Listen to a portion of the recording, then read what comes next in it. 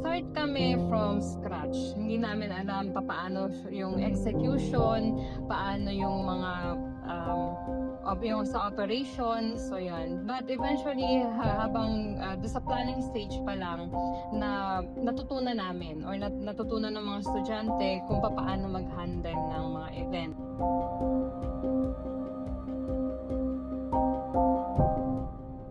Hello everyone, I am Mrs. Krishna Aima Monleon, the program head of Hospitality Management Department. So I am teaching or handling this department for 15 years now. Oh my God.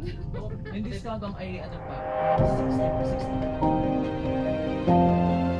60. This is the proof that these students, kahit na they come from different different walks of life, different environment, they have the different attitude. But because of this activity na ginagawa nila every year, so yung diversity nila is kumbaga ay nagiging advantage, hindi sila nagiging disadvantage.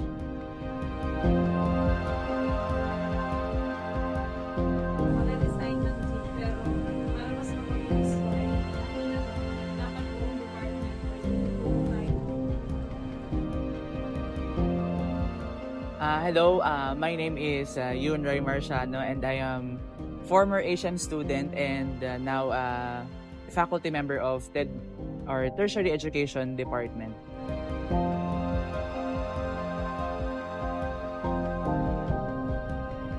Our batch is one of the pioneer of this event or the HM Week.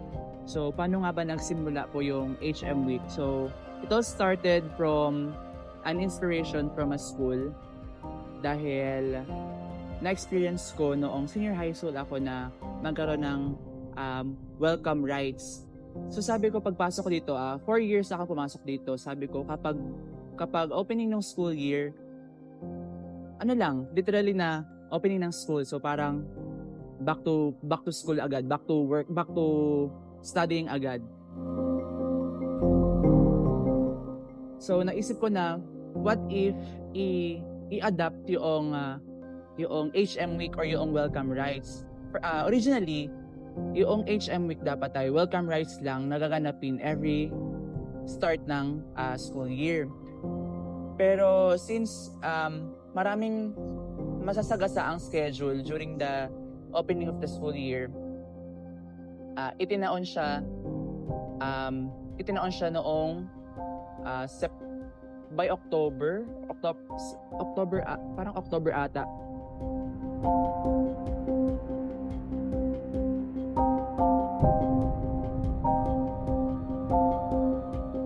Paano siya nagsimula? Kung paano ba siya, saan siya nanggaling? So nag-start yun noong small talk with my friend Hannah Del Rosario, which is the former MICE chairman, and pinag-usapan namin, sabi ko Hannah, parang mas maganda kung buuin na natin yung HM Week, na hindi lang siya welcome rites.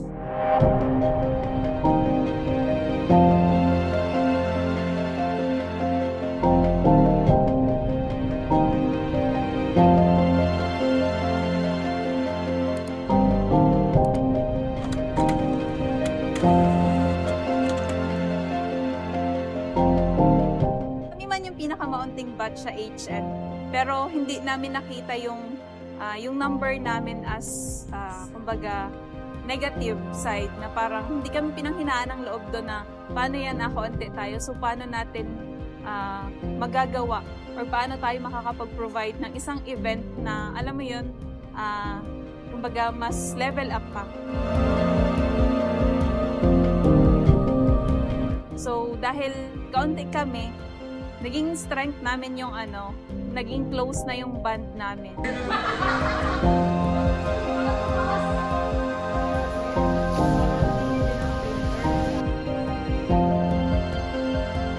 Laging dapat may what if. What if hindi available yung guest speaker? What if hindi available yung mga judges? So lagi dapat may backup plan kapag nag-organize ng event, and laging andun pasok sa timeline para hindi mangarag dun sa preparation, and laging, alam mo yun, kasi kapag nangarag na kasi sa preparation, dun minsan papasok na yung hindi maiwasan na magsigawan yung sa MICE committees or yung mga members nila, masigawan din nila. Pero thankfully, yung coming third year is may subject kami na professional development wherein natatakal yung mga, alam mo yun, mga unethical behavior when it comes to nasa corporate world. And kumbaga, na-apply na namin siya ngayon. So, yung mga situations na ganon, and maaari pang mangyari as we prepare for the HM Week. So, we can be, we are able to handle those challenges properly or professionally. Yun. So, kasi, kumbaga, guided na kami and nilalagay na namin yung sarili namin, nakikita na namin yung sarili namin na nandun na kami sa nasa corporate world na kumbaga kailangan namin iset yung mind namin na hindi kami student as we prepare the event kasi yun nga yung evolution ng event, syempre pressure din kasi from every year tumataas yung expectation. Ano pa ba yung hindi nagagawa and ano ba yung bago na magagawa namin para tumatak syempre sa mga students and even dito sa school.